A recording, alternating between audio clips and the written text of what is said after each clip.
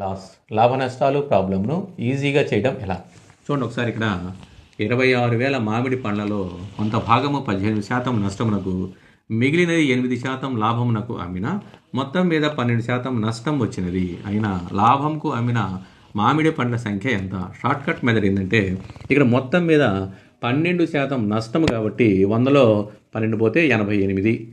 ఇక్కడ చూడండి, నష్టానికి ఏమో 18%, లాభానికి 8% అమ్మాడు.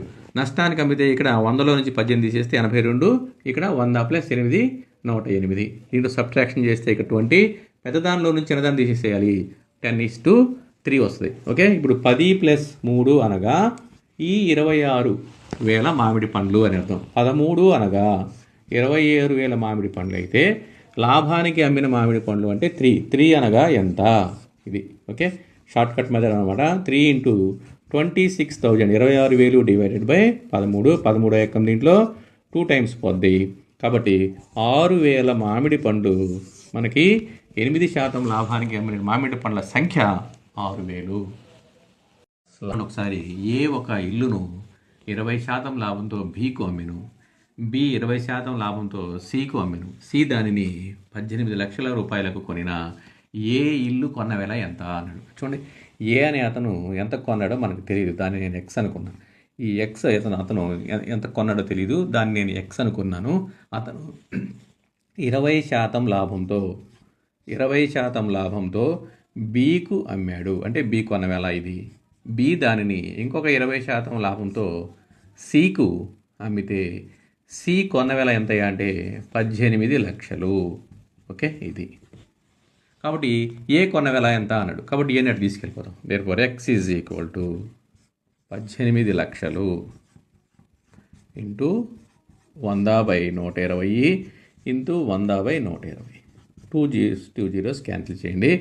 ఇక్కడ 4 ఎక్కం 4 3 4 ఎక్కం 25 సార్లు, 4 ఎక్కం 3 సార్లు 4 25. 3 ఎక్కం దీంట్లో చూడండి, ఇక్కడ 3 6 18, ఎన్ని సున్నాలు? 4 సున్నాలు. మళ్ళీ 3 ఎక్కం 3 2 6, మళ్ళీ 3 సున్నాలు. కాబట్టి మొత్తం మనం హెచ్ వేసుకుంటే ఎంత వచ్చిందంటే ఎక్స్ కొన్న వెల. ఆ ఎక్స్ అంటే ఎవరు?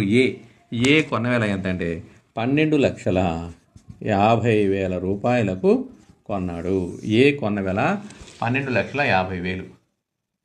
లాభ నష్టాలు ప్రాబ్లంను ఈజీగా చేయడం ఎలా చూడండి. ఒకసారి ఇక్కడ 20% లాభానికి ఏ ఒక గుర్రమును బీకు, బి దానిని 25% లాభానికి సికు అమ్మిన సి దానిని 24,000 రూపాయలు చెల్లిస్తే ఏ ఆ గుర్రమును కొన్న వెల ఎంత?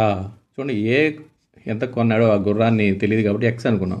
ఎక్స్ అనుకుంటే అతను 20% లాభానికి అంటే 120/100 బీకి అమ్మాడు.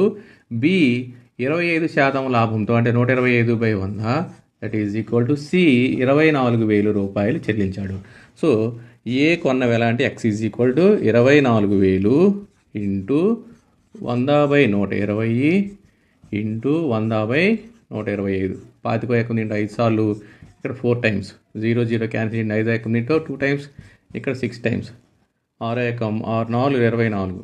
ఓకే, దేర్ఫోర్ ఏ కొన్న వెల is equal to 16,000. So answer is 16,000. లాభ నష్టాలు ప్రాబ్లంను ఈజీగా చేయడం ఎలా చూడండి. ఒకసారి ఇక్కడ ఒక వ్యక్తి 2 కుర్చీలను ఒక్కొక్క దానిని 4,550 రూపాయలకు అమ్మాను. ఒక దానిపై 30% లాభము, మరొక దానిపై 30% నష్టము కలదు. మొత్తం మీద అతనికి లాభమా నష్టమా ఎంత అన్నాడు. చూడండి, అయితే ఏంటి ఇక్కడ 2 ఈక్వల్గా ఉంటే అలాంటివి వచ్చినప్పుడు ఎప్పుడు కూడాను లాసే, నష్టమే వస్తుంది. నష్టము is equal to x²/100.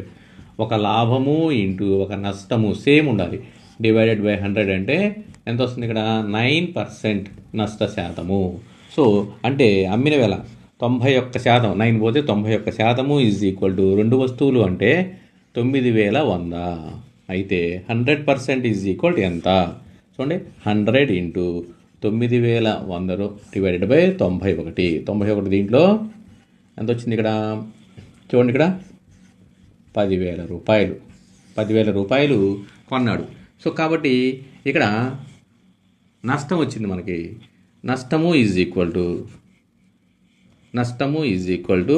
10,000 minus 9,100. ఎంత వచ్చింది? నష్టము ఈజ్ ఈక్వల్ టు మనకి 900 రూపాయల నష్టం. So answer is 900.